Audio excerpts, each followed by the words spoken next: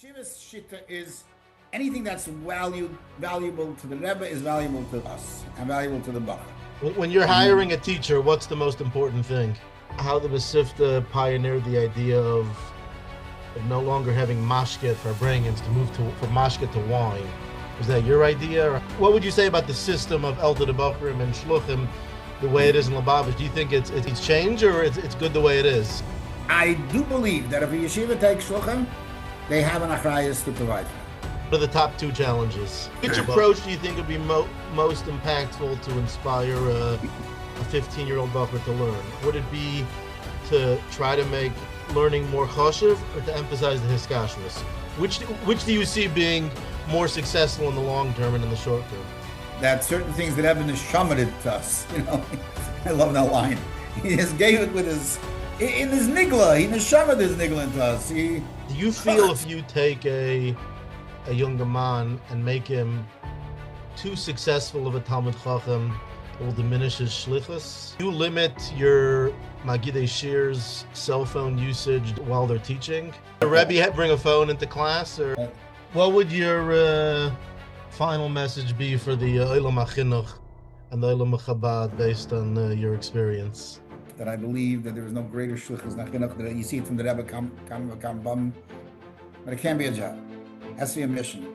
It has to be a shlichus. Do you see Bachrim are more inspired these days? The desire to be connected to the Rebbe today is pashut, mind-boggling. Welcome everyone to the podcast Asay L'cha Rav. The purpose of this podcast is to bridge the gap between Rabbanim and Mashpim and the Anash community. I am doing this with my friend Rabbi Tzal Basman, who is the Menahal of several halacha and Hasidus projects. Thank you, Levi. Baruch Hashem is a schus that I have the exposure to many prestigious Rabbanim and Mashpim who are often not given a proper platform. This podcast, Asay L'cha Rav, will give a voice to these Rabbanim and Mashpim to share their thinking, their hashkafa, Hasidus, a deep dive into their backstory to help uplift the entire community. Please consider subscribing, liking, commenting, and sharing, because that helps the algorithm bring it to more people, which changes lives and brings Mashiach. It's a grace of covet for Mighty V'Rabbi, Rav Pearlstein. He was my principal for many years, so I can call him Mighty V'Rabbi. I learned a lot from him. And although I didn't get the schus to learn in the Masifta, but Rav Pearlstein, amongst his many accomplishments, founded the Lubavitcher Masifta in Chicago. I hear it's coming close to Shloishim Shana, so that's a big deal. This is a Masifta that, in my estimation, and in the estimation of many others, has really set the standard high for Lubavitcher Masiftas, and I would argue even Lubavitcher Zals. Rabbi Pearlstein is a board member on many of the newer Masiftas that came along later. I know my son to Baltimore. His manal is a mashgiach is on the board over there for Rabbi Kamniker, and he's also a tremendous goin in learning. He's published many volumes of chidushim on the Rambam. I think over 6 volumes on the Rambam called Beis HaMelech, and it's a big schus for him to join us on this conversation of Asay L'cha Rav. So Yasher Koach. Thank you. So maybe we can go more in the past, and then we can come to the future. Maybe tell us. In preparing for this interview, I spoke to a number of your Talmidim, asking them what they wanted to hear and shilos that they have. So I'll try to address some of those. But what was your connection to Lubavitch? You had the schus to learn in many flavors of yeshivas and brands outside of Lubavitch, and then you joined Lubavitch. So what was your initial attraction to coming to Lubavitch? I think in Hashgacha Pratis, this Shabbos, I was in Wisconsin by a very close friend of ours, and they had guests. who Bali Tshuva, but very, very sincere people, exceptional sincere people. And this is in Bayside. And the guest was very interested in my past. So I spent a lot of time talking about it. So it's pretty fresh in my memory. I don't have to go back. Does it bring back good memories? Yeah, I am a very big believer that all memories are good because they all are part of who you are. And I'm not one of those people who break with their past. I think our job is to add to our past, not to break with it. And there's Ashgacha Pratis why you went through what you did or what the path you took. And that path is something that others can learn from. Now, I personally, and I'll say this at the outset, I feel very lucky that the path that I went through to come to Lubavitch, because my appreciation of the Rebbe is very different than what a lot of people that I speak to, who are who basically grew up with no knowledge of anything else. And not that you need it, and I don't encourage it, but if you have it, it's like one of those things. If you have it, it's very, very helpful, and it gives you a whole different perspective of what the way I see what the Rebbe brings to the world, and so on. So let's go back. If you want, I can go back way, way back. I grew up in Crown Start Heights. with your childhood, Yes, I grew up in Crown Heights. Oh, really? But at the time when I grew up in Crown Heights was a cosmopolitan area filled with all kinds of Jews. Matter of fact, my sandik was the Klezmer Rebbe. He came to Crown Heights to be the sandik. It was still in the earlier years before when he was still traveling to our sandikais from Williamsburg. He was a young man at that time. I mean, the Fierach, he had gone through the Holocaust and lost a family of 11 children, I think, Nebuch, and was rebuilding his life. But nevertheless, he came, and I know where my bris was, not because I remember it, but I know the area. It was on Crown Street. There was a Hungarian shul where where my father would sometimes daven, and that's where the bris was. After the bris, we What lived year was what the what era in the was this? 1955. The 55. Tafshin Tesvav. Very, very early on in that's when I was born. So my when after the bris, the cousin Gabba came to our house. Now, where do we live? We never owned a house. My father never owned a house. We lived in apartments in Crown Heights. At that time, we were living on Kingston Avenue, right off Empire, on top of what's today a laundry, like a laundromat. I'm not sure it's a laundromat, like with machines. I think people give in their laundries. In those years, it was a laundromat with machines. And we lived on the second floor. And he came to the house, wanted my mother to come out so he can wish her mazel tov. That's the Crown Heights that I grew up in. It's not because of my mother or because of me, more so because my grandfather, Martin Williger, was a very big person, and out of respect of him, that's what he said. Martin's Tochter. Who was her mother, Williger? He was my mother's father. He was a goy in Elam, and he survived the war because he saw the war coming and took his whole family out. Took my mother's and her siblings out. Got my father, who was his nephew. My parents are cousins. He got my father and two of his brothers to Eretz Yisrael. He couldn't bring them to America, but got him to Eretz Yisrael. And my parents were chas and kala at the time, for 5 years. And it's a long story. That's a story on its own. But my grandfather was a very big guy. I'll tell you an interesting just anecdote about him, so you'll know how brilliant he was. He was offered rabbanis in America all over, and my grandmother, Allah Shalom, refused.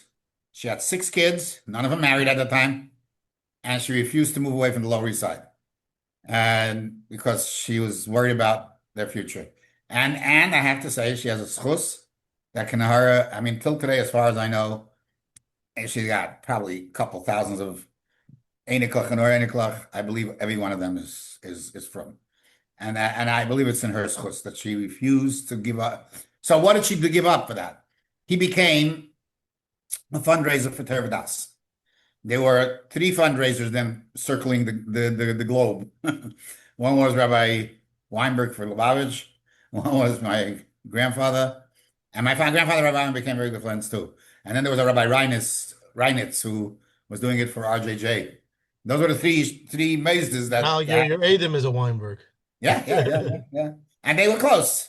And I always said, okay, whatever. Let's go by there. So my grandfather wrote tons of stuff. He's a good. He wrote. It's not been printed, all of it, because you can't print the way he writes. He writes with such elaborate writing. Nobody reads that today. So I have a cousin who takes like a lot of his drush, cuts it down to a question and answer, So he's done that. He's done that on Pirkei Avos, he's done that on some of the Chumashim.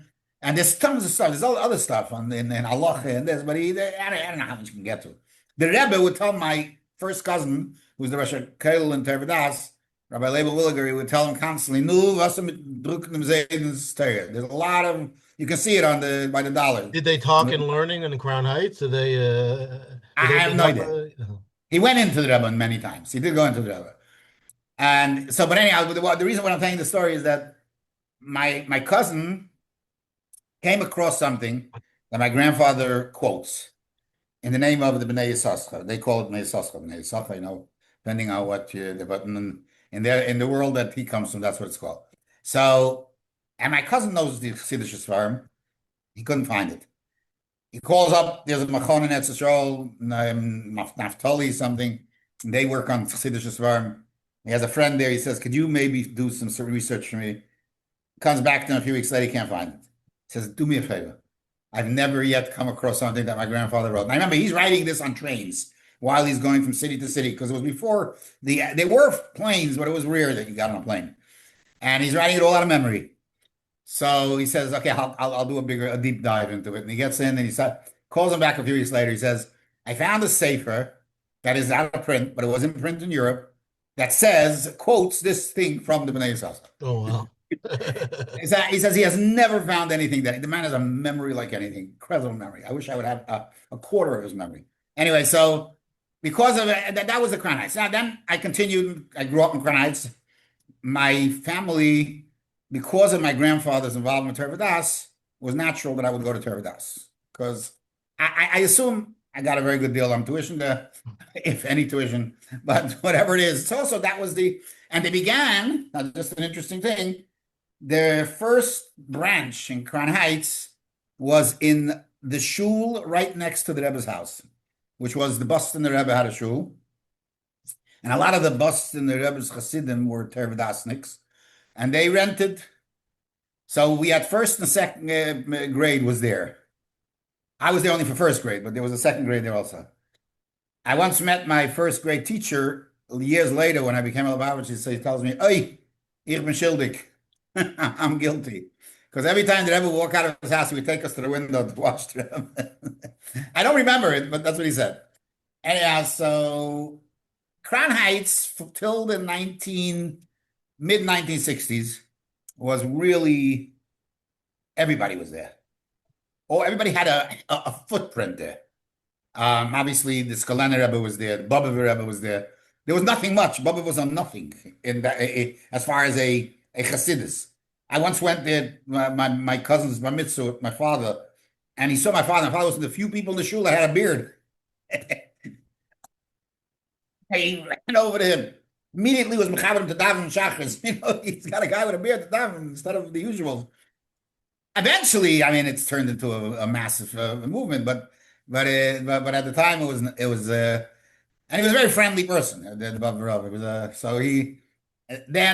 so they were past Eastern Parkway, St. Mark, St. John, some over there, and then there was Chaim Berlin that had a footprint on President Street, where we know that the Rebbe had a connection to Rav Hutner. They learned. And I heard from Rabbi Freifeld that he used to drive the Rav Hutner there to learn with the Rebbe. What do you know about that chavrusa? All I know is that look at the title. Look at the title. I don't know what they learned. He said, but he used to drive him, drop him off, and come back a while later. Is it before the Nesius or after the Nesius? Before. Anyway, so there was a lot going on in Crown Heights. It was I remember so as a kid, Marshall, we lived after we moved from Kingston and Empire, we moved to Crown Corner, Schenectady. And it was an old Jewish lady that owned the house. And my parents were all excited. They got a beautiful second floor apartment, big. My parents put money into the apartment. Eventually, somebody bought it who was not from our tseva, and they threw us out, and whatever. I'll get to that later. But anyhow, so much after Hakofis in our local shuls, at the night of Simchas Torah, we would leave, we would finish eating, and then we would go. So where would we go? First stop would be the Boston Shul. They had our coffers, very Lebedik our coffers. Then we would swing around to Eastern Parkway and go to Lubavitch. And I saw the Rebbe dance with Rashag. But I always tell the Bacher, it was Hana B'nai Adam. I looked, I didn't know what I was saying. I saw the Rebbe. I was zeicher to be in with my sister when she got married. We went in, my whole family went up to Yechidus. I was in Tav, Shin, Chav, Vav, probably, or Chav Zayin around then. Chavav. And then when my brother got married, we went in the whole family in Yechidus. Was there anything unusual in the Yechidus? Anything memorable? I was a little kid. I was a little kid. I had no appreciation. However, there was two things that struck me. One was, first of all, I loved Svarim, even as a kid. I used to go just look at Svarim, go through, and even if I mean, whatever I understood, I don't know, but I just enjoyed Svarim. But so I looked at the Rebbe's Svarim shop, and I noticed one of my grandfather's Svarim there. There's two halakim, it's called Kevitz HaTeisus. Fast forward in Tafshin, I would say Nun Vav, Nun Zayin, I went in to the Rebbe's room, and I noticed the Sefer is still there, but it was moved from where it was, which means that the Rebbe had taken it out. And when they put it back, they didn't put it back to the same place. That's what I would assume it means. It could mean something else, but that's just I noticed the same Sefer. Another thing is I remember this has really had an impact on me. When my brother got married, and my brother was like from the early people who wanted to go learn in Kollel. And it was very alien to most people, the idea. I mean, even in the non-Chabad world. Yeah. Well, we weren't influenced by the Baron Kotler. I don't know. No. He learned. He learned in Lubavitcher Yeshivas. He learned Chassidish Yeshivas and he was all over the place. Which is another thing. My parents weren't like, didn't have this is the way my kids are going to be. They just want them to be Arlechidin. I always say I could have been anything I wanted. I could have been a doctor, a lawyer, an Indian chief, whatever you wanted, I could have been. Because they didn't understand America. They had no understanding of America. And they were zeicher. And their kids ended up, being pretty good compared to what they could have been. So, and again, they didn't just came from not what type of Chassidus were they? My father, see the thing like this. Or was it Chassidus? They came from Munkach. Yeah. However, because my father spent 5 years in Israel during the war, and once in Yerushalayim, you're never a chassid of anybody. However, my father had an unbelievable respect for everybody. In my house, you were never allowed to say anything negative against anybody. Any Elachid, he would be like fire. You can't say. Now, both me and my brother have a kanoish streak in ourselves. So obviously, we had our opinions. And he was like very strong. You're not allowed to. I appreciate him more today than I did then. Like many people say, as you grow older, you appreciate your father much more. But he was incredible about that. Maybe he had a very positive outlook. He wasn't Munkach, but his origins were Munkach. Yeah, his origins were Munkach. No, I'll tell you interesting. Every year, once a year, he went to daven Munkach. Hishani Rabbah. To the Munkach here in Bar. Why? Because my father, Hishani Rabbah, was no different than Yom Kippur. And he needed to go to a place where they finished davening literally before the Zman. Right before Yom Tov. And he loved it. He was the one from, okay, I didn't start till 11 o'clock, but at least he was learning in the morning. Then he went there, sat till 5 in the afternoon, came home, and made, they had a minute to make kiddush, kiddush. You say Bar Gofen, and then eat something and run right away into Shminat Atzeret. But that was like his image. This is what it had to be. In Eretz Yisrael, he learned. My father knew halacha very well. He had smicha from very chashuv rabbanim in Eretz Yisrael. Which And rabbanim? he was an interesting man. He never used it for his personal life. I would say he was a business. He tried. Eventually became a fundraiser, which the only place he made any income. But whatever. That was him. So until 1967, 68, probably 68, Tafshin Chav Ches, Crown Heights was a thriving community. And then suddenly Bubba moved to Borough Park. They were going to buy what today is that whole complex on Crown between Troy and Albany. It used to be like a hospital with a hill, and they were going to buy that at one point, and that would have been like unbelievable. But eventually they decided to move to Borough Park. And with that, a massive exodus took place in Crown Heights. And it was not a good time for Crown Heights. Did the Rebbe have any correspondence with the Lubavitcher Rebbe to try to stop that? I don't know. The Rebbe was very clear not to sell to other people, to Goyim, but it didn't help. It didn't help. And the biggest problem was that the Lubavitchers really went out of their way to make it very unpleasant to anybody who wanted to sell their shul to the house, to some other. It was really a bad time. It wasn't a good time for everybody. It was like tough times. I remember that. I was a little kid. I was 12 years old, 13 years old, but I 14 years old. I remember it. It had an impact on me. I was learning Torah Das then in Flatbush, because that's where Torah Das had moved by the time I got to Mesivta. And I would take trains and I would take buses, every day I would travel back and forth. It was safe enough to do that, but it was getting unsafe. When we were kicked out of our house, which was probably in Tufshin Lamed or something like that, Lamed Aleph maybe. So my sisters who were going to school in Borough Park, my mother wanted very much we should move to Flatbush because that's where my uncle lived and my grandfather lived at that time. So we were thinking seriously, doing it. My father said that Rebbe doesn't let. Rebbe wants us to move in Crown Heights, so we're going to give it one more shot. Your father said that? Yeah, and which was very rare because usually my mother's words went. But you referred to the Rebbe as the Rebbe or the Lubavitcher Rebbe? Rebbe, so you had a very, you felt very connected. It felt very, not as he was as a holy Jew. I wasn't a personal Rebbe. It was his personal Rebbe probably more than anything was the Kleisenberger. When a real issue came up, he would run to him. But how often did that happen? So I remember we moved on Crown between Schenectady and Utica, and we were on a ground floor, which made you much more vulnerable. At night, we had to close our windows with these iron gates every night. And then there were a couple of incidents, and finally one day we got broken into. And then my mother said, "We're moving." And my father had no say anymore. And we moved to Flatbush. But until then, again, we were, the Lubavitch was an entity in our lives, not part of our life. It was an entity in our life. I mean, when any politician came, word got out, we went to see. There were a lot of politicians would come then during election times. I remember which ones, even some of them.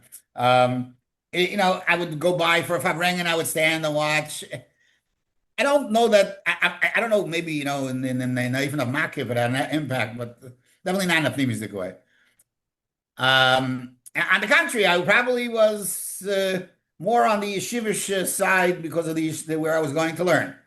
Anyway, continuing on, we moved to Flatbush. I was in Torah Das till 19 years old.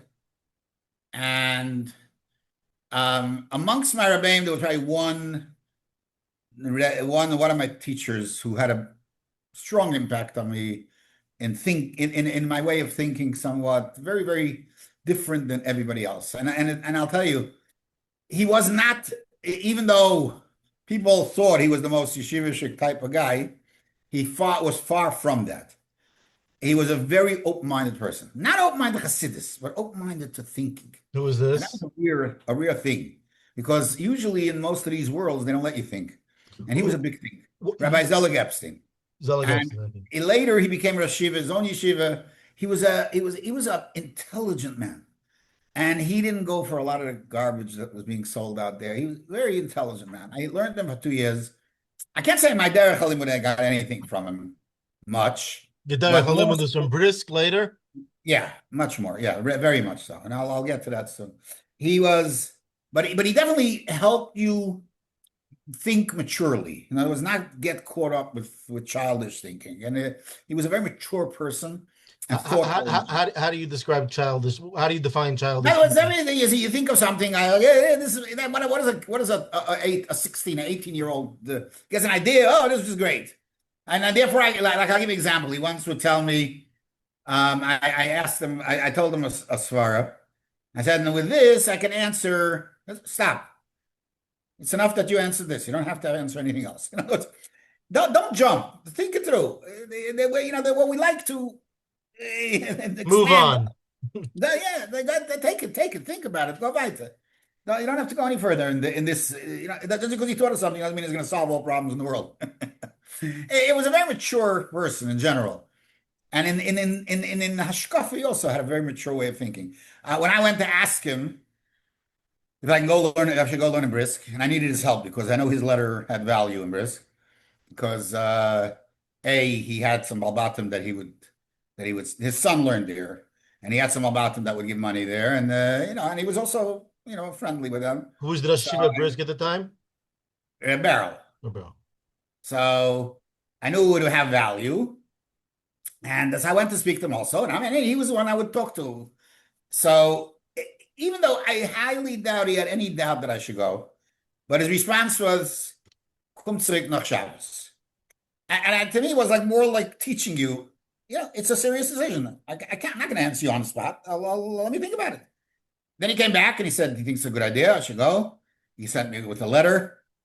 And I arrived in Tafshin Lamed Dalid right after the Yom Kippur War, a half a year later, after Pesach. And the Brisk was not an easy place to get into. I mean, most people can get in, but to get into Shir can take months. And it did take me. It took me 3 months. But I came What did you have to do to get into, first you have to go meet him. You have to go meet him. And you have to have a letter from somebody that he recognized. And he would ask you, it's so funny. I write it in one of my introductions to my Sefer. By the way, I already have 8 volumes. Eight. And a number of them are in Mesechtas also. I mix them. My shirim that I give to the Shluchim, I put in there. And now I'm coming out with a 9th volume that's only that's 3 Mesechtas. Oh, wow. And then there's a 10th coming in probably in a year and a half. So I'll have to update my library.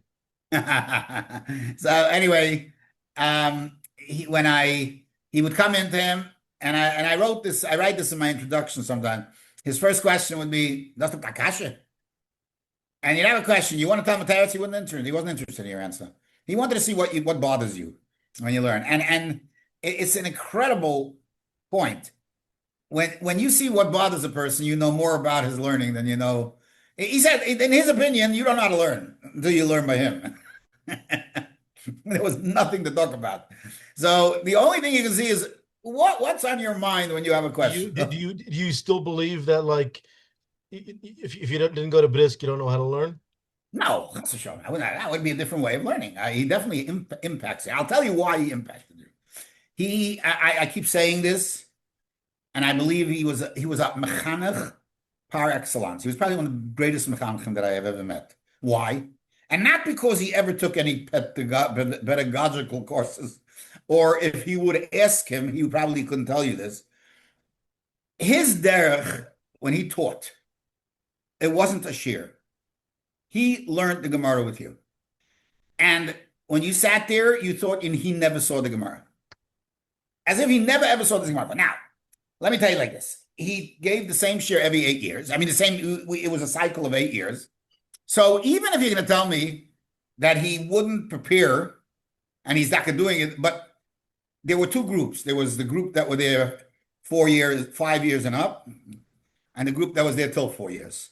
The 5 year and up group, he gave a share 4 times a week in the morning in his house for an hour and a half. And our group, which was the younger group, he would give 3 times a week, 2 hours in his father's house, which was a much bigger room. 2 hours share. 2 hours share, yeah. But it wasn't the share.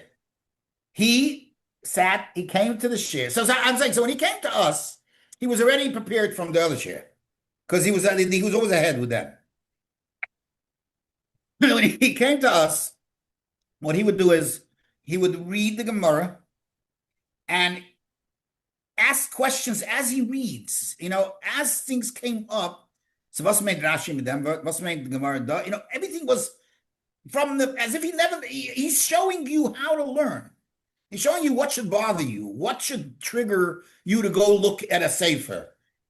So at times he would say, even though he knew what says in the Rambam, but he's looking at that only because he needs to understand the Gemara.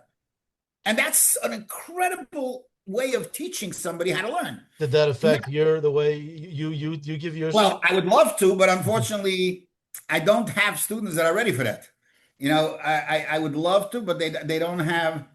They have to be willing to learn on that. I keep telling them. Isn't that a very even basic level? No, because he would show you how he develops his thought. What making him go? What triggers him in the Rambam to start thinking in this area? And then he would, obviously you knew that he knows more because he would throw in his ideas, but it was clear where his ideas coming from. No, it didn't come from because he goes no shas. There's a famous word from some, I don't know from who, that a Yirali of a Rishon is greater than when he brings you a Raya. Because if a Yirali is a Raya from the ganze Rishon, it's all of them. There were times that he didn't just give you a Yirali. He showed you where he got it from, what made him go in that direction. And he would pull out a Tosefta. He would call it a Zuckermandel, because that was the Tosefta that he used. Give ahead with Zuckermandel. A Svasemis, he would quote, he would bring Achrayim, a Svasemis? Svasemis was very holy in Brisk. Really? Svasemis in Kutchim is very, very, very holy. Really? Yeah, it's from the few svarim that exist, and it's a very, very, you say this, they say. I'll tell you it's Svasemis Akasha. But the word is, everything was built. I just one little story, and I quote this very often to the Bacham too. We came to Ezem Kaiman. I learned Zvachim and I learned Tmura by him. So we came to Perik Ezem Kaiman, and Ezem Kaiman, there's nothing there. No lungs, very, very little. I can't say no at all, but 90%. It's just drushes. And now, what would most Rosh Yeshivas do? They would skip it. He wouldn't skip it because he's learning Gemara. And for a week, he just sat. And what did the Bacham do? They started talking. And he had a meidige koyach. He did not say a word. He just continued learning. But he gave a share every. Aren't the Briskers sharp? They can bite your nose off. No, not here. He could, but in a different way. I'll tell you what he did. Not a word. Just went and learned. I just want to say, when he walked into shir, you saw his mouth mumbling the Ratzin that you said before. They're very. There's a certain ehrlichkeit, a certain tmimis of halacha. That's the guide. That's the guide of their life. Nothing else. Halacha. I'll talk about it later. I always say that the relationship between the Rebbe Rashab and Reb Chaim, I understand it. what the Rebbe Rashab saw in Reb Chaim. Besides his gayness, he's a gain, but I think there's a lot, there's a lot in common, although they're so far apart. But we'll get to that maybe at a different point. So he, Matzah Shabbos he used to give a Chumash. Now the only ones who usually attended that Chumash were Bachar because the younger light already had heard it. But this week was worth coming, and I think he said over a medrash that that Rabbi Kiva asked the question. I think it's brought down. Chassidus brings this medrash also that Meima Molcha Esther Kuf Chav Zayin Medinas. So it says because of Shnei Sarah that lived Chuf Zayin Shon. No, what's that? Someone saying. So one second. That's the question. It says, why did he say it? Because he was giving a shir, and Bikshu Talmidav Lisnamne. They were going to fall asleep, so he asked them. He has this question to wake them up in the medrash. Yeah, that's what matter says. So he has this question. So my Rosh asks, I don't understand. Bakiva shir doch gemein gag al gag pulpule geeines. Wie kann man einschlafen? If you fall asleep for a second, you miss the whole hemshach. That's the guy's Teicham all gelernt, Ezen McKenna. And was hat er gesagt? So he says, he told them that what's the medrash starts Yidei Hashem Yimei Smimim. I like the word because it's a chassidish word. Sitmimus. As Sitmimus, in the Shachilik to the Gemara Rashi, to the Posha de Gemara, to the Alomdish Gemara, to the Zelba Indian. A very, very beautiful thing. And that's where I want to say, that's where I see a lot of connection between the two. In a certain, no games. It's Torah is Torah. Very. Hey, if you're listening right now and you've been feeling stuck, like you're running in circles or living on autopilot, I want to invite you to something different. I call it coaching out of the matrix, and it's about breaking free from the patterns, fears, and false limits that break you from living fully as the person God created you to be. My approach is holistic. We work on mindset, emotions, physical well-being, and a deeper spiritual identity so the change lasts. And here's the twist. You only pay if you're satisfied with the session, because I believe in results, not hype. If you're ready for a shift, email me at ladyholisticcoach@gmail.com and let's see what opens up for you. That's ladyholisticcoach@gmail.com. Coaching out of the matrix. Your new chapter starts right here. Enjoy. Are you looking for top talent without the crazy costs? Well, you're in good luck, because I'm working advising at Talent Sam. They help companies hire amazing people from South Africa for roles like customer success, finance, operations, marketing, and sales. All and more at around 70% less than Western employee cost. They can find the right person in days with no recruitment fee, and they handle all HR, tech, and compliance. If that sounds like something you or someone you know could use, let me know and I'll connect you. Thank you. Enjoy the rest of the video. People are very Brisk, wrong. did they skip Agadata? Gemaras in the Nope, yeshivas? he never skipped anything. Well, they're not that much Agadah in Kutchim, but they never skipped anything. Never skipped. There was no such thing as skipping. He didn't believe in that. It's Torah. We're learning Zvacha. I'm not learning. But again, as a mechanech, what he did was he taught you how to think, and that's why I believe from the Rosh Yeshivas of his time, he probably had the greatest effect on his Talmidim.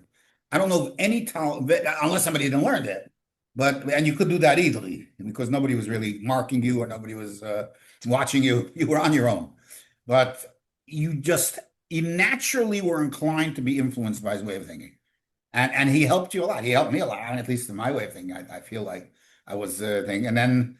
Obviously, I will get to the Rebbe, but what the Rebbe does, and it did to me. Then again, okay. So anyhow, so I came back to America. I was in Lakewood for a few years after that, which was the process, And the shidduchim came up here, there, Kanahara, Baruch Hashem. Who did you learn by in Lakewood? Nothing, nobody. You're on your own. I don't learn by anybody. And once you come back from Brisk, you're not learning by anybody. your guy is so big, you're not going anywhere. So I don't mean it in negative. It's like you don't believe there's anybody that you can learn from anymore, which was the reality to some degree. But that's the way you felt. And no, but we had chavrusas, we had chaverim, and we learned. We sat together, we learned. And then there, I was introduced a little bit more to Chabad because Rabbi Mayor came to Fabring once.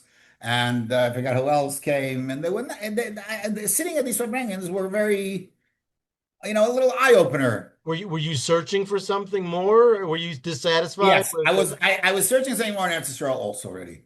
I started searching when I was in Eretz Yisrael. I was searching for. I didn't know what I was searching for, but in Eretz Yisrael I delved in Kabbalah. I found the Sharei Oira from Rabbi Yosef Jektilia, which is one of the Svarim that is sanctioned by the Arizal as a Kabbalah, but it's not really deep Kabbalah. It's more going through all the shemas and how they relate to the spheres, I have to be made the misvada that the version that I found was the one written that with notes from Anapikayos. I don't want to say the name here in Bengali, but but it was an easy read because everything was written, everything was with the kudas clear. Usually, it's very hard to read these terms. And here and there, I tried, but it didn't help me. It didn't solve my problem. Did you speak to the barrel about your search for No, spirituality? there's no search. In Brisk, there's nothing to search. Search the Shulchan Aruch. That's it. That's the search. You didn't have a conversation with him about this. No, you can't have that. You can't have such a conversation. Did you go to any of the I had Gedolim? conversations with him. I had a lot of conversations with him. I heard his opinions about everything. Beyond learning? Huh? Beyond learning. the In other words, let me tell you how it was. Most Bachrim never got the chance to speak to Rabbi. Because in order to go speak to him, he didn't come to yeshiva and sit around yeshiva to talk to you. He was in his house, came 3 times a week to his father's house to give a shir, and then in his house he gave shirim. And his father was Revelvel. Velvel. Yeah. So Revelvel's house was on Rechav Strauss, right off Rechav Strauss. And now that's where the yeshiva is. When did Velvel pass away? Tafshin Tess, I think. Oh, his father wasn't there, meaning his father's house. No, but it's his father's house. Okay, that's what I was. Okay, yeah. Yeah. So, when so he would he never. No, if you want to go talk to him, the only way to do that is if you tried in the beginning of this man, he would come by yeshiva a few times to take a look what's going on. So if a bacher went over to try to chap him, now I got an opportunity, I go talk to him learning, right? He would tell you, yes, ben chamashgiach, kenish lana. That was his line. No, he couldn't talk to him that. Then he didn't come out. All his information came from his sons. He had 4 or 5 sons hanging around the yeshiva. 1 second. 1, 2, 3, 4, 5 sons. But the oldest one was already the one that's today Rosh Yeshiva, so he wasn't so much giving the information, but the others were. And he knew exactly what's happening through his kids. But he never, he didn't really talk to any of the Bacham.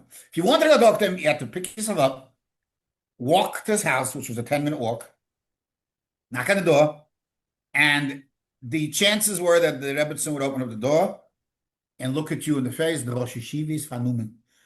And you can't imagine the embarrassment walking back and meeting your friends. No, then you get in.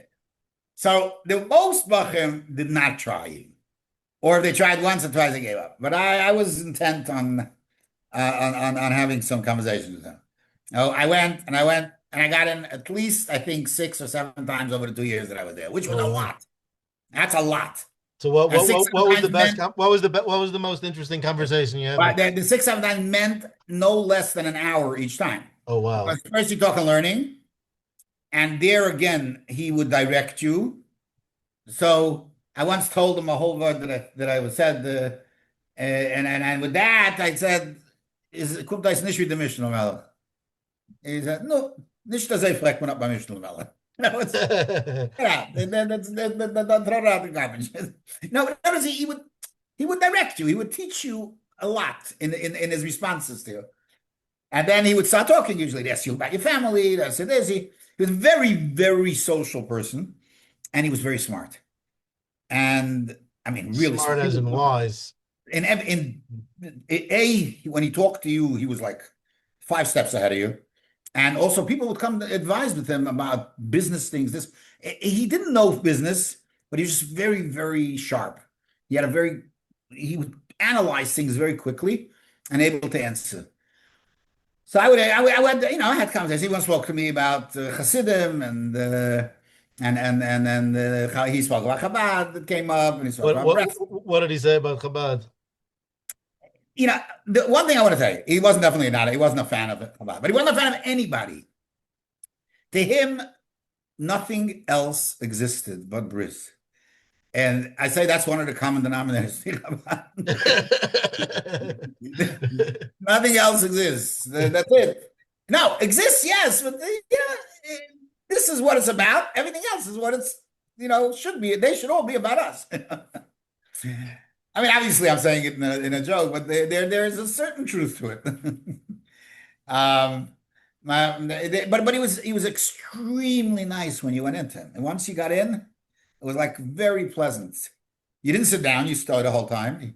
He would usually sit on his couch because he had problems with his back, and but you got to speak to him. Okay, so now let's forward, move on. So we're going to get to Lubavitch, which is the most important part.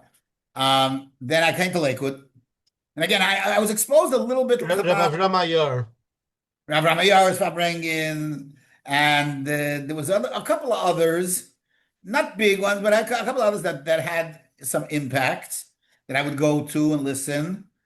And that's it. That was the extent of my connection to Chabad when I was in Lakewood. I got married, and as everybody does in those years, you have to sit and learn after the chasna. Now, I was zeichet to have a shver that was not a wealthy man, and my parents were not wealthy. Neither of them could afford to support me. And what supported me, my wife worked for many years in Brisk, and since they never paid on time, so when we were married, we were getting checks from 2 years before. It was very good. Oh, so Bezrivka in Crown Heights. Yeah, yeah. Oh, so she moved to Crown. She wasn't Chabad, but she had gotten a job there as Rabbi Newman's assistant in the school. She was the assistant to Rabbi Newman. She knows a lot of the girls that are today shluchas, and they all know her. She was known as Miss Sachs, a very big famous name in Chabad. So and anyhow, so we moved. I had a friend. There was a yeshiva in Florida, run by a guy named Rabbi Yechanan Zweig. I don't want to talk about it, so I'm going to avoid any discussions about because it's not right to discuss his beliefs and why we could not, under any circumstance, really get along. But he hired a very close friend of mine because his yeshiva was not doing well.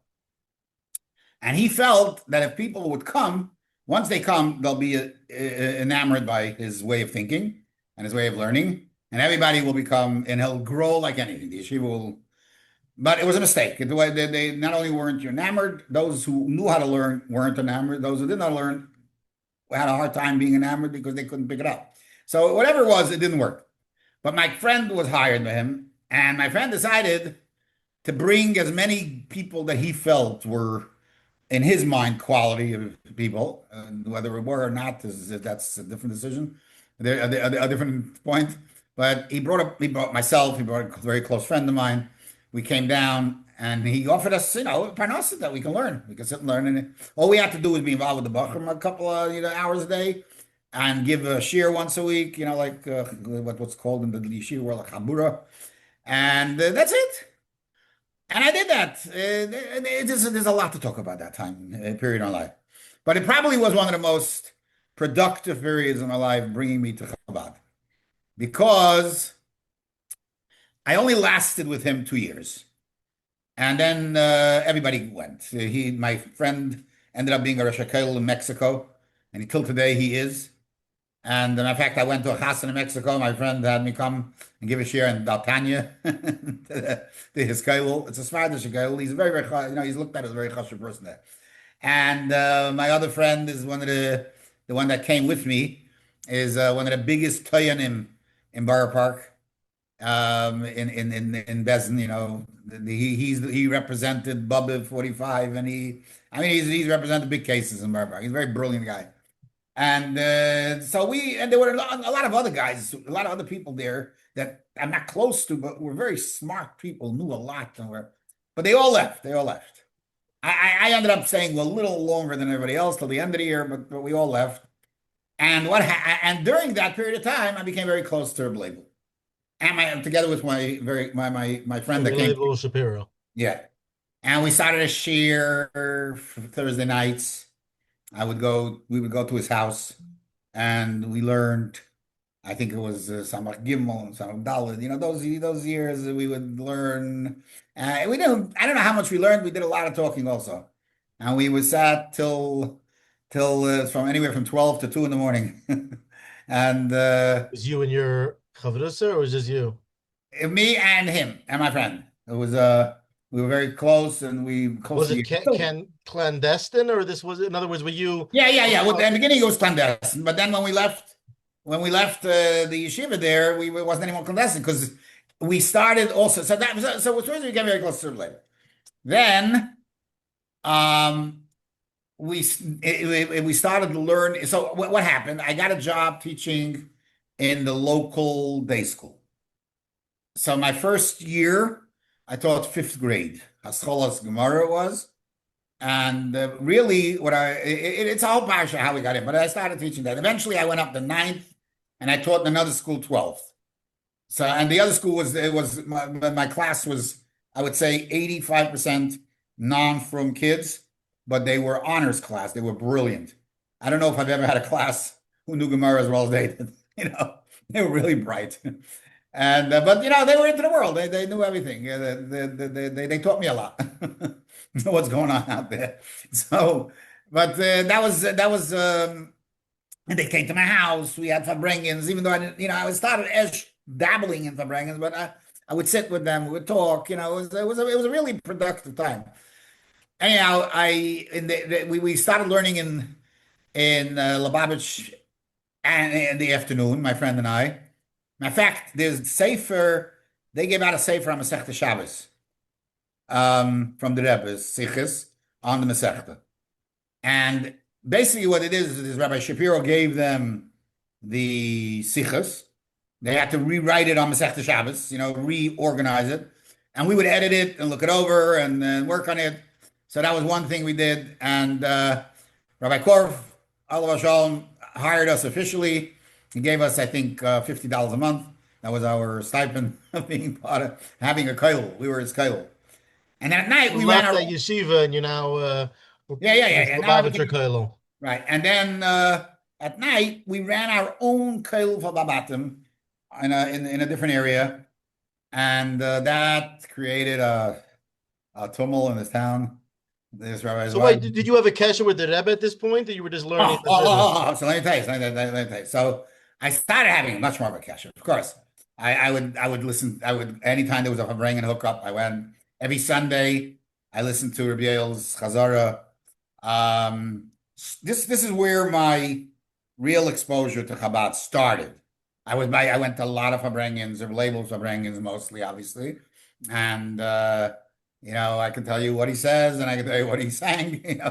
He has a very unique style, and that sticks to that style very much. And we continued in that path for the 2 years that I was there. And then I was really getting into Chabad. Like, I'll give you an example. What initially took you? What was the biggest? Okay, I'll get to that in a minute. I'll tell you what I was looking for and what I saw in Chabad. Because as much as I was getting in Chabad, I kept, it was mati v'le mati. I was getting in and jumping out. Honestly, because of my upbringing, because of I had so many different exposures in Yiddishkeit. I feel lucky that I did. There was a period of time I studied Kutsk. There was a period of time that I studied the literature world. Obviously, I lived there. There was a period of time that I studied the different types of Hasidic places. I even wrote a essay for my wife. She needed to write something about the history of Jews. I thought, let's do the history of Chassidus, and I wrote a whole article, a whole thing about Polish Chassidus and Hungarian Chassidus and Kutsk, all the different ways of life and the way they think and what they did. I was very into. I was studying a lot of these different things, and in addition to that, I grew up not sheltered from the world. I knew there was a world out there. And there was one thing that I had a very hard time. Because I mentioned this to this guy yesterday. I said, generally, there are four approaches that I find in the world of Judaism. You have the extreme approach, which exists in Brisk to a very big extent, but in a different way, but in the same idea. Obviously, in the most ardent Hasidic worlds of Square and any of them. Which is the world is treif, and we gotta it's only there to challenge us, and we got to stay away from it, right? That's the way you look at the world. Then there is a second approach which is Torah Mada. No, the world has to be used in a nice way, and it gives us an appreciation of things from a different perspective, and you try to find some happy medium with Torah being the guide. There's a third way, which is you live in two worlds. You live a life of Torah whenever you're in the Torah world. You live the world life, and you just make sure it's governed by Shulchan Aruch, and you follow whatever you have to do. You do Is that more the Lubavitcher Lakewood style? Well, not Lakewood. It would be more the Balbatisha style, but it's a new world today where you can have two worlds. I can enjoy the world, have a good time when I'm in the world. Then I go back to my Daf Yomi, and then I go back to my regular learning or whatever it is. It's two parts to my life. My life is segmented, which is generally a very common thing in today's world. It wasn't in Europe, because in Europe you couldn't do that. You were either separate or you didn't make it. So again, I'm not saying this based on research. I'm just saying based on what I've heard and what I've read. But to me, and so obviously, I was always concerned about knowing that Chabad is so different. But what I was attracted to was that to the Rebbe, the world is not a stereo to anything. Faket. It is a manifestation of Elikus. I didn't know that Sikha. The Welt is kein Dschungel. The Welt is Agan. That's the Rebbe. That's the Rebbe's you. Now, I believe that to a certain sense that's unique to the Rebbe. Even though you can find similar expressions maybe in it previously, but that wasn't the approach. The Rebbe changed the approach. That the Welt, and I believe that has to do with the fact that we're holding by Mashiach. You got to take the world and be Megal Elikus in the Welt. That's our mission.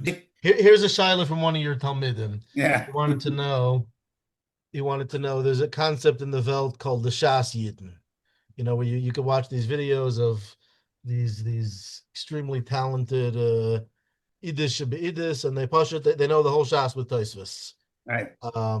And we're oivhodiving that type of thing, and I guess to put it in your Isius,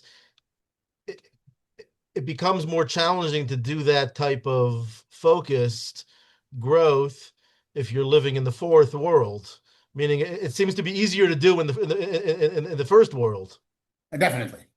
There's no question. So I guess he had two questions. One is, do you think it's something that Lubavitchers should aspire to have our 1%ers go for this Shas Yidden? Is that in the Rebbe's thinking to have that type of approach?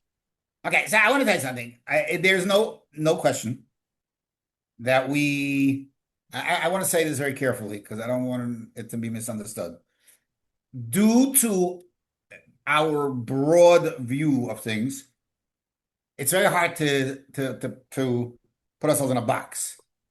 All what he's talking about, Shasin, that's a box. One focus. This is it. This is what I wake up in the morning with. I mean, I having come from Kleisenberg to some degree, not ever being a Kleisenberg chassid, but I used to go for Shabbosim. I used to hear his tales.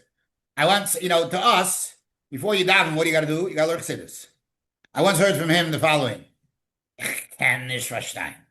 Now, this was the way he spoke. Wie kann Aid kein davenen und lernen a Blatt Gemara? How do you go down without learning a Blatt Gemara? That's the focus. Learning Gemara. That's the whole life. Learning Gemara. My father was like that. My father you never saw my father without a Gemara. Any time was always has a Gemara next to him. So that is not going to happen by us. So who is going to be a Shasid? Somebody who's uniquely brilliant and will pick it up. But it's going to be very hard to get people like that because we are focused on so many different things that it's almost impossible to tell a person this is where you're going to be focused on. And I'm learning a mimer. The Rebbe speaks about, even though now it's Godel Talmud, but because everything that's going to happen comes from now, so we have to have also focus on Maisa. And he brings the Alter Rebbe, and the Alter Rebbe says that nowadays the Iker is you also have to focus. Maisa becomes a very big thing. All this is the world that we live in. It's a different world, It's very holistic. It's much more holistic. In other words, Right. someone was telling me, and tell me if you agree with this or not. The next topic I want to move to is the chinuch world, but maybe this is a good segue. He was saying that for your average and above average bacher, Lubavitch has a more holistic approach. In other words, it's not all learning. There's so much more than that. Right. There's a heart, there's a tefillah, there's mitzvayim, there's Sure. farbrengens. But for your 1%er, that extremely iluyish guy, perhaps in terms of learning in Lubavitch, he's not going to be able to be as challenged as in Brisk. In other words, if you have that super iluyish guy, like Lubavitch really doesn't have as much to offer as Brisk and Lakewood. Do you agree with that I assessment? heard that from people. I have one person, matter of fact, that I'm very friendly with. Obviously not a Lubavitcher. He's a big supporter of our yeshiva. He throws that at me all the time. Asks me, why did I send my students to Brisk? And things like that come up. But again, the super Iluyish guy is going to manage to do everything. And that's the Rebbe's view, that he'll manage to do everything.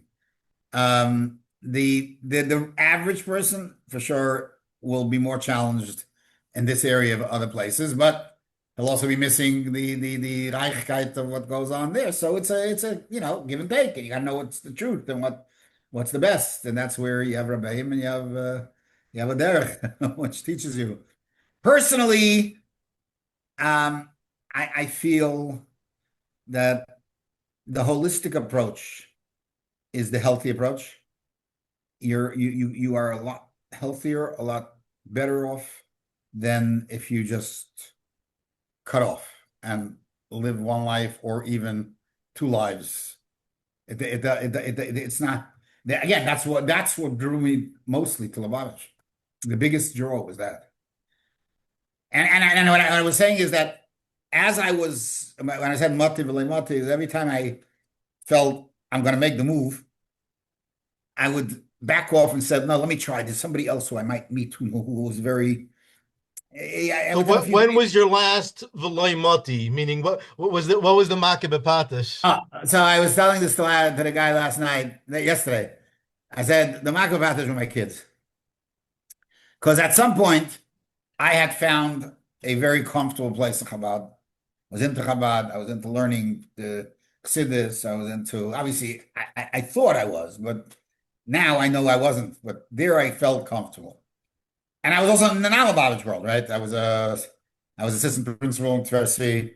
I was doing a lot of other stuff, and I was in the Kailul part-time, and I learned, I was doing a lot of stuff. So I was at that point, so having been in these places, I said to myself, I can get it.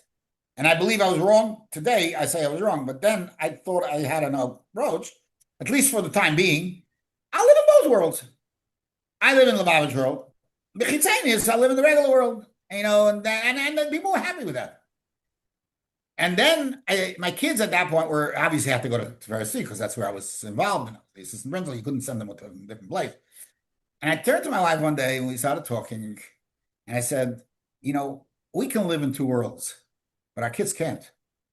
They need to have a derech. They need to have a clarity. They need to know where they're going. And I want to tell you something. This is one of the biggest challenges that I see in Borough Park amongst Mukaravim, Chassidish Mukaravim that learn, and they really love Chassidus, but they're afraid to send their kids to Chabad. And they continue to keep their kids in the meisters that they were before that. And with good reason of their concerns. I'm not saying their concerns don't have any validity, but in the long term, the kids suffer, and there's no clarity, and then it's very hard for a kid to find his way. So when the offer came from Rabbi Wolf to become the principal of the Cheder, I wrote to the Rebbe, and the story was that I didn't get an answer right away, and I told Rabbi Wolf I'm not taking the job without an answer. And then I wrote a second time, and the Rabbi Grona said we should write a second time. He put the thing on the Rebbe's table. He said the Rebbe took it with him to the aisle, and then brought it back and answered Askama Bracha. And that's why I took the job. But what drove me was more than anything was my kids. And I knew I have to make the move for them because there's no way that they're going to be able to live in two worlds. Now, looking back, I couldn't either probably live in two worlds for too long. But I could have probably continued the facade for another couple of years. But eventually, it would come to a point that you can. So in Tavshin and Vav, you had the idea to start the Mesivta. Yeah. What inspired that? What was the ishtalshlus of that? Okay, so it was really an idea that Rabbi Wolf and myself were talking about. We had our kids graduating from Cheder, and they were graduating from Cheder, and the options out there, remember with the Bilbul HaMeichim that was going on, and we'll do that without any further explanation, that was going on in 2 years Chabad. After Gimel Tammuz, yeah. After Gimel Tammuz, a lot of confusion. And we felt that we're not comfortable with what the options that were out there. They were too extreme. And we didn't feel, I didn't feel that the learning was, so the truth is, we went to visit a yeshiva, and it'll remain unnamed simply for the sake of, because it's public conversation. And we spent time there, and I saw a lot of beautiful things that were helpful to me. But I felt the learning was not what it should be, what I felt learning should be. And one thing that at that time would bother me to no end. In an average Chabad Mesivta, you had Bachrim teaching classes, very, very common. Well, it was very simple. The logic, a lot cheaper. Second, if all of these they need to know how to learn more than the Bachar, then this guy's a Metzuyan. He knows how to learn a lot more than the Bachar. And coming from where I came, I said it can't be, not going to happen. And I really, really went all out that anytime I bring somebody, I could bring somebody as a human. Now, there were a couple of times we got stuck, and we hired somebody that was already here as an Elter Bach, and we stayed on for another one with a condition that he gets married, he stays for another year. But there were a number of reasons for that. And this guy was a good teacher, and today some of them are still here till today. But that was a common thing, and that bothered me to no end. And I believe that we made a major change in Chabad for them.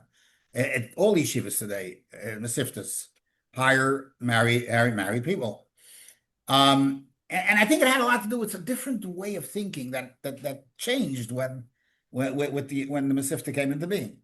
So what's your goal for a Bacher in the Mesivta? Like, and you feel you didn't see in this yeshiva you visited. Somebody asked me once.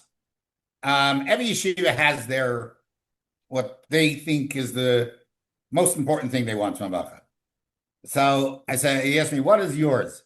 I said, mine is 0. He said, what do you mean?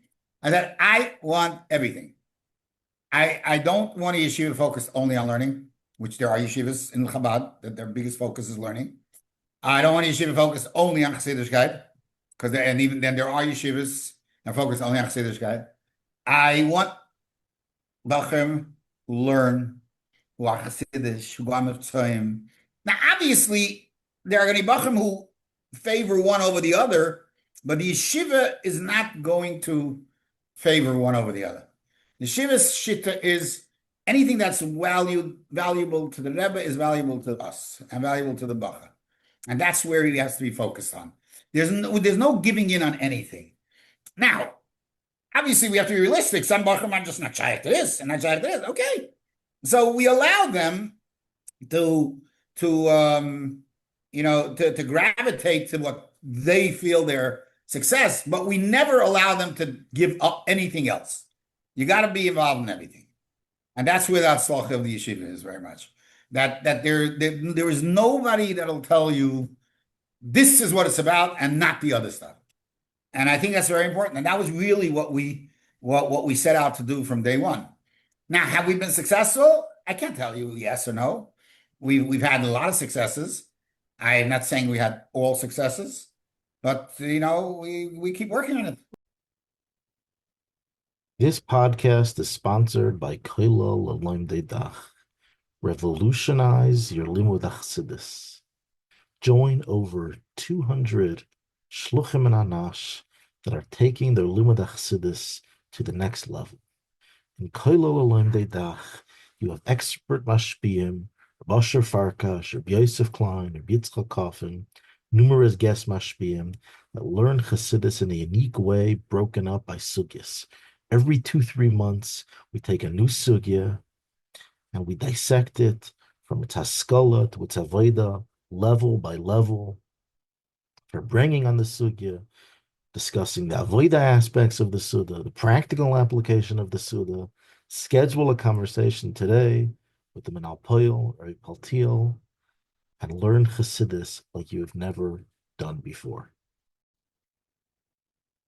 This podcast is sponsored by Koilel Rabbanei Chabad. Koilel Rabbanei Chabad is a community of experienced Rabbanim, aspiring Rabbanim, over 100 shluchim and anash from around the world, staying fresh in sugyas of community Rabbanos, learning over 8 to 10 hours a week, Gemara, Tur, Beis Yosef, Rosh Koil, Sgan Rosh Koil, senior poskim, follow-up, chavrusa placement, to be able to stay fresh in these sugyas and to learn not just shimush and practical psak, but also shimush in the room of Rabbanos. The Koil has so far learned over the past 2 years the sugyas of Tvilas Koilim and Agalas Koilim, Hilchas Nida, and we're soon going to be starting Hilchas Mikvois, and you can join at any time.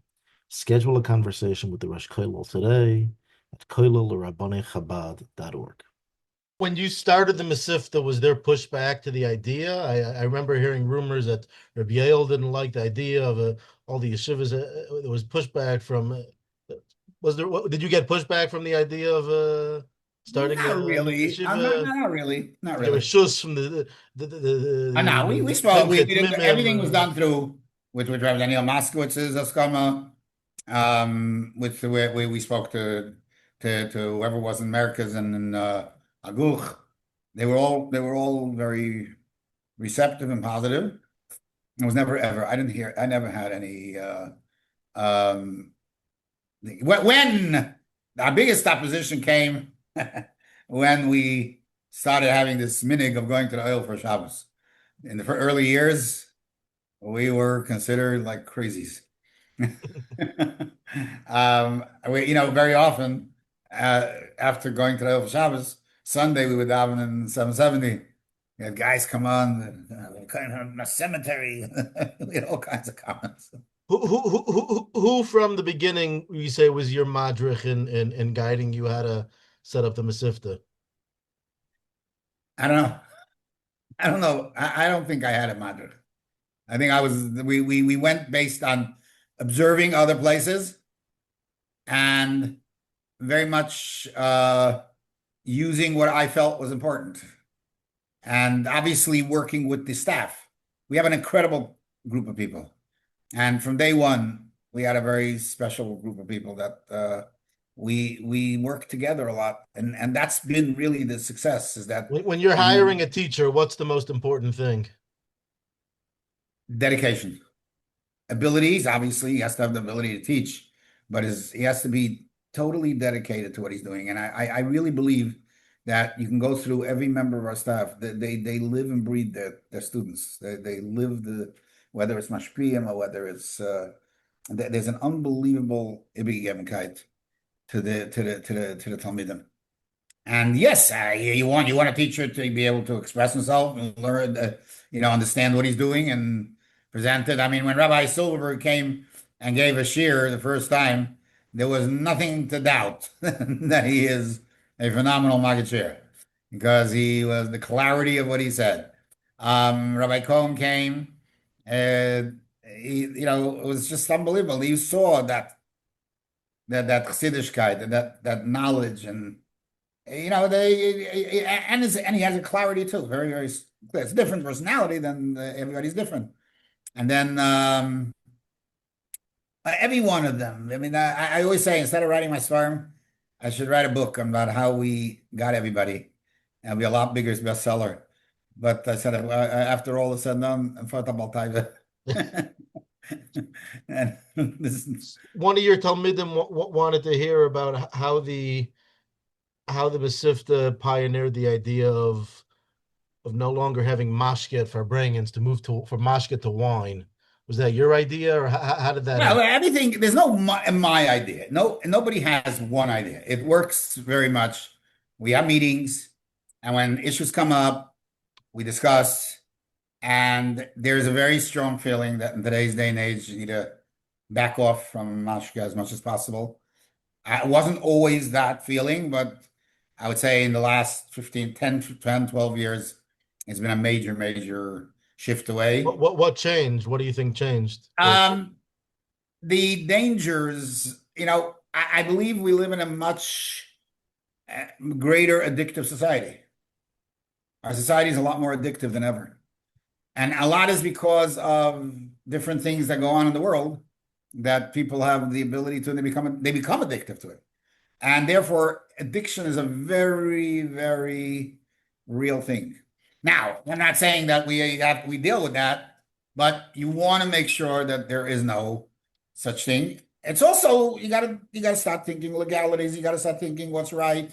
You gotta start thinking, are you creating something for the bacha that's positive in his life? And I want to tell you something. I watch, sometimes in different places, and again, I don't want to mention where or what, people saying l'chaim too much, bacharim of the age of 18, 19 even, or 20, and it's not a pretty sight. And I don't think that that's what we want. That's not what we want to give our bacharim. Another question that was asked was, with your 30 years of experience, you've observed the Rebbe's concept of Talmidim HaShluchim, the Alter Bacharim, and you spoke about Bacharim, and there's been a, let's say, pushback, that sometimes they're kind of on their own, so to speak. And what would you say about the system of Alter Bacharim and Shluchim, the way it is in Lubavitch? Do you think it needs change, or it's good the way it is? I can't tell you what it is. I tell you what is by us. First, Alter Bacharim learn smicha. We have literally hired Rabbi Hertz to come once a week, sit with them, explain to them, and answer their questions and give them a share sometimes. And he really runs a beautiful program. He he gets paid for it. It's a full job, and not full job, but it's just an hour or so a week. But he's available to them, and it's been wonders. The shluchim, for instance, I am in charge of the shluchim, which means I'm there with them every morning. There have been better years and not such great years, but a lot depends on the group. And I push, and most of the time it works. And being on top of them, working them. First of all, the shluchim generally are great guys. They want the best. But it's easier to get caught up in the ma'aser than the limud. And you got to push. So I do believe that if a yeshiva takes shluchim, they have an achrayus to provide for them. And if they don't, then it's a big shayla. Are they doing the right thing? I can't answer because I'm not, I don't know every place. But I know that for us, until we got people who are involved with the shluchim, it wasn't good the way it should be. And it's a lot better now. Even the mashpia, we have made up with one of our mashpiyim once every 2 weeks or whatever, he brings with that. So in your experience, if yeshiva doesn't have a system like that set up, then it's not, it generally will not be good. You need to provide. Many yeshivas don't have that, from what I understand. I am aware of that, and I think it's not the wisest thing. It would be better if they do. It would be better. What's the biggest thing that's on your mind in terms of the yeshiva inside the Bachram? What's the biggest challenge that you're seeing in Bachram? What are the top two challenges? Well, obviously the world, the internet, exists as a challenge everywhere. It's a big challenge today. I mean, it's a challenge everywhere. Some don't want to recognize it, and it'll only become a challenge when they get exposed. Some you have to deal with it, and Baruch Hashem, it's being there's a lot of good things happening about it. The second thing is to create a real koch in Limud Torah, a geschmack in Limud Torah, as you mentioned earlier. This with the balance of things that a Lubavitcher Yeshiva deals with, to make sure that the Limud Torah doesn't get not lost, but that keeps that high standard of involvement and koch and questions and answers and thinking. And so to that second point, sorry to interrupt, just to drill in a little more, based on a shaila that one of your talmidim sent me. Going back to the question of the Shas Yid, and how, let's say, your learning in Brisk in Lakewood influenced the way you're inspiring limud in the Masifta in Chicago. Do you see a strong difference between the limud of a Hasidic bacher and a non-Hasidic bacher? In other words, in Lubavitch of Amol, kind of giving covet and making a big deal out of Bachrim learning, was frowned upon. But today we're we're making siyumim and we're putting everyone up, open on. So yeah. What is there a difference in the way we're Machabed Torah? 100%. The Rebbe came from the Rebbe. No, so do we essentially follow Lakewood in the way they do that? The covenant no, or is it different? No. We can't. It's not shy. They do it very differently. But I want to tell you, I once heard from Rabbi Moshe Binyomin by a Chinas HaMechanchim how the Rebbe changed how we look at Chidush Torah. Till then, Chidush Torah were frowned upon in Chabad. For a bachet to be mechadish, the Rebbe was very strong about being mechadish. Rabbi Silver does a beautiful thing with his class. He has them prepare shiurim, and not only Kiddushim, but they take a sugya and they develop it, and they really phenomenal. And then they print a kavitz at the end of the year with it. Really beautiful stuff. And these are the things you got to do. You got to get the Bachrim into learning, to have a geschmack on learning, to have a koch on learning. It's a big challenge. It's a challenge everywhere. But in some places, the challenge is not as big because without that, you're a nobody. And by us, you're not a nobody without it. So what do you do? So in other words, you gotta really mean it. You gotta bring it to a place where they really mean it. It's a lot. It's a challenge. It's a challenge. We talk about it a lot. Do you have any tricks? Any tips or suggestions for? I tell you, these are the things you give them. You got to make it chashuv. You got to get them to think on their own. And I think what Rabbi Silverberg does, I do it with the shluchim sometimes. I have them give shiurim. Yeah, get them involved, get them to think, get them to do, and if they feel good about it, it helps. Obviously, not every Lubavitch should make a bigger deal about Talmidei Chachamim. Do you feel that would help the chinuch system? Is that what you're proposing? Not gonna happen. What? It ain't happening. It's not gonna happen. There's just too much, and too much, and there's too many other things. It's gonna have to happen local, very localized. You got to work on yours. You are in a culture that you have to, but again. If you really understand what the Rebbe wants, Skashrus is limud Torah. Skashrus is Chidusha Torah. The ultimate Skashrus is a custom. Which approach do you think would be most impactful to inspire a 15-year-old bacher to learn? Would it be to try to make learning more chashuv or to emphasize the hiskashrus? Which do you see being more successful in the long term and in the short term? It's a good question. I don't believe that Iskashis alone will do it. I don't think Chashivas will do it. But I think a combination of focusing on why the Rebbe had such a Chashivas for. I mean, as somebody listens to the Rebbe say over a pilpul, I always say, I can imagine in Tafshin Yud Beis when the Rebbe said his famous pilpul b'kayach mepeil and whatever. It was like one of those, and in different years when he said these with such a koch, and you had these elter Hasidim who never heard such a thing from a Rebbe, and they also looking at what kind of we got a new got a Rosh Yeshiva, but they think, what is going on here? But that's the Rebbe. The Rebbe put pilpul into the sichas, and you got to just realize why, because this is as important as anything else. And you listen to the Rebbe, the koch. I always quote Rabbi Pearlstein. He always says that certain things that Rebbe neshamaded to us.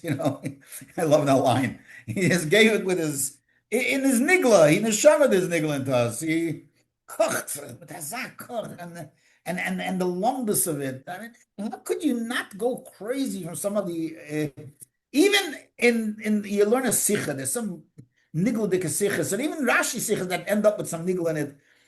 It's mind-boggling. The Rebbe's way of thinking is just so out of the box. And Did so the deep. Rebbe's learning influence your Chidushei Torah and Rambam? In other words, Yes. did your First style of all, and analysis change?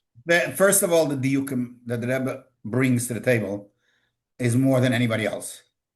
What the Rebbe stellt sich auf, the things that the Rebbe is medayik, you're not going to find anywhere else. Even in Brisk, where they kocht sich around, but never about why is this halacha here and not here? Why is it not part of the next halacha? Why, all these different diukim that the Rebbe makes. The Rebbe opens you up to so many new ways of seeing the beauty of how the Rambam helps us understand the sugya, which is one of the things that I've said, that what changed with the generation of Reb Chaim and the Ragitshover and this regarding the previous generations, that the previous generations only looked at the Rambam's halacha sefer, and therefore, if it wasn't a gay halacha, they weren't going to be medayik. Whereas Reb Chaim and the Ragitshover, they looked at the Rambam as a sefer of pshat. He teaches you how to learn the Gemara. He teaches you how to learn the sugya. And therefore, you look at the diukim in a different way. It's not only negay what was negay to halacha, it's negay also what's negay to pshat in the sugya, and with an unbelievable ability and that's what I learned. That's what my Rosh Yeshiva would do when he was stuck in a sugya. Give a Rambam, but the diukim that the Rebbe sees in the Rambam and what he has taught us is incredible, really incredible. Opens up a whole new avenue of understanding.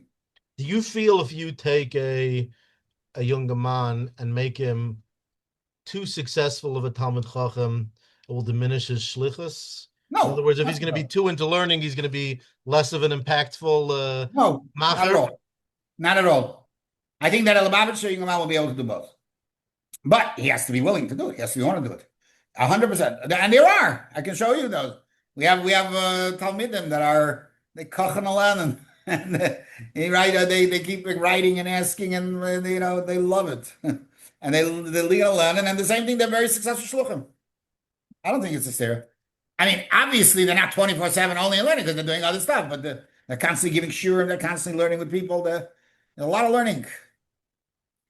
A Lubavitcher man has opportunities to really learn. If a Lubavitcher shliach who knows how to learn is the best thing. There's nothing like him. A final shaila that one of your Talmidim asked was your first challenge that you brought up with the technology struggles. So, do you limit your Magidei Shir's cell phone usage while they're teaching? Are they officially they're not supposed to use them? Could a Rebbe bring a phone into class, or generally not? They don't bring them in. First of all, my staff is very not into this technology. Some of them do not even have smartphones. Bishita, not from my part, on their part, and they're very, very, they're very chassidish and and they won't bring them into class unless there's something going on that they have to know what's going on. They need to be available, but it definitely should not be used in class. It should not be unless you're, I have a cell phone with me because I have to be available if somebody in the office needs something and they'll call me, I'll pick it up. But I've used it sometimes to look something up. I don't have my computer with me, but and I look up a Maimer Azal. I can look it up on my phone. And now with AI, you can do it even easier. But yeah. What would your final message be for the Olam HaChinuch and the Olam HaChabad based on your experience?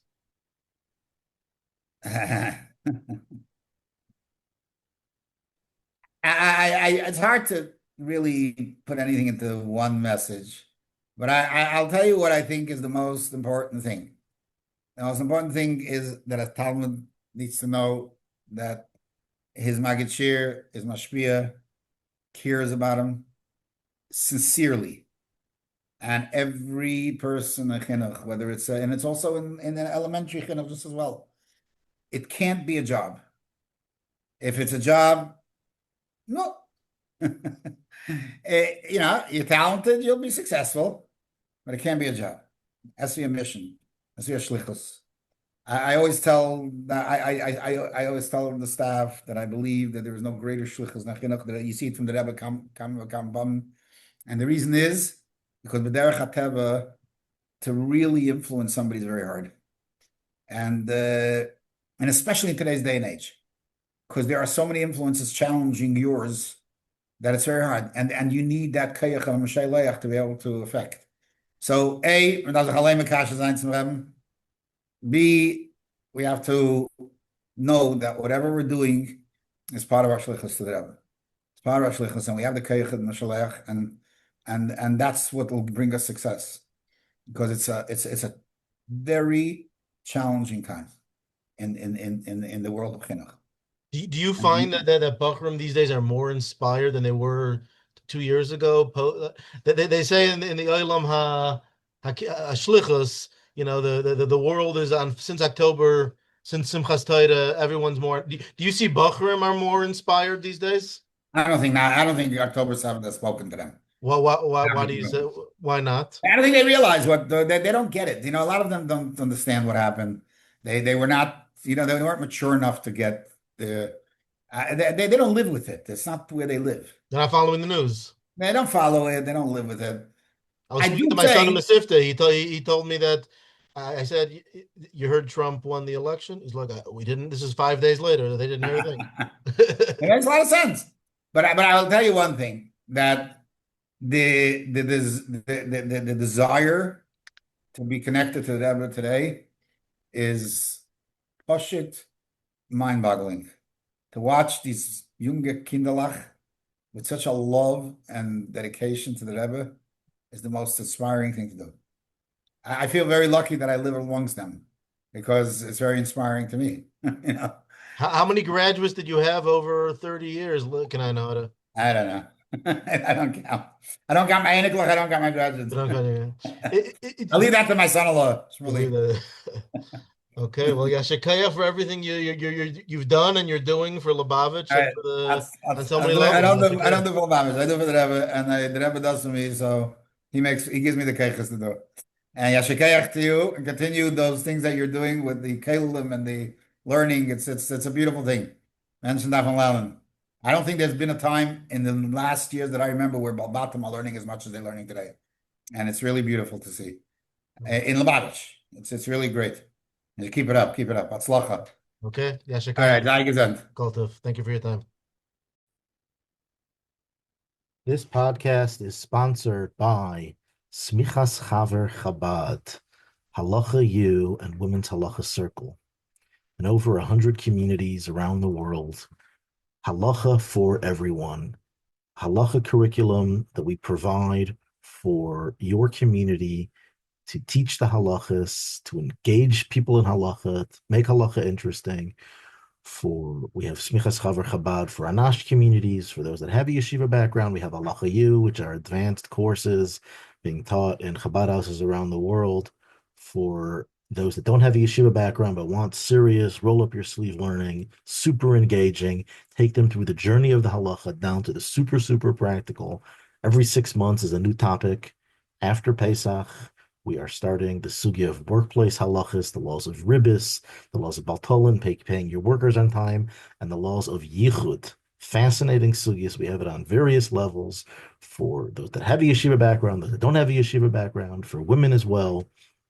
Check out scpchabad.org or halachayu.org.